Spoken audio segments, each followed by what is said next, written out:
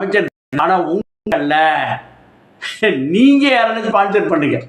எப்படாது டேய் தம்பிகளா இன்னொன்னு அவங்க சொல்லிட்டாங்க, நீ கொடுத்தா வந்தால் ராஜாவை தானே வரணும், பணமாக இருந்தாலும் கல்யாண விழா இருந்தாலும் நான் தான் மாப்பிள்ளை, பணமாக சாவு இருந்தால் தான் பணமாக இருக்குன்னு வேலுமணி ஒரு அரசே பண்ணக்கூடிய அளவுக்கு பண்ணிட்டாங்க. இதுதான் அவங்கள்ட்ட சொன்னது. இப்போது அவருடைய நலத்திட்டங்களுக்கு 1 லட்சம், இப்போ கடன் வந்து 10 கோடி இருக்குது, 10 லட்சம் கோடி இருக்குது. 5 லட்சம் ஸ்டாலின்கிட்டேருந்து உருவம் இல்லாமல் கொடுத்துருவார். அவர் எல்லாத்தையும் இப்போ பணத்தை கட்டுக்கலான்னொன்னா அங்கங்கே வச்சு கட்டி விடுவார், இல்லைன்னா வேறு லெவலில் போகும். அந்த மாதிரி வேலுமணி வகைராக்கள்லேயும் இந்த மாதிரி ஒன்று ஆழ விடுறதே பெரும்பாடு.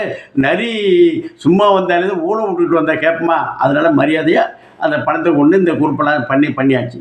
1 லட்சம் கோடியை வந்து எடப்பாடி மிச்சம் 4 லட்சம் கோடியை கொடுத்தா. ஸோ 10 லட்சம் கோடி கடன் இருக்குது. கடனை ஒரே நைட்டில் அடைப்பதற்கு அவர் ஐடியா கொடுத்துட்டு வந்துட்டார். எப்படி செயல்படுத்த போகிறானா, மயிலை மரகனை இற போட போகிறாங்களா, இறகு கொடுக்க போகிறாங்களா, இல்லை உருவிதான் எடுக்குன்னு பண்ண போகிறாங்களா, பண்ணியாச்சு.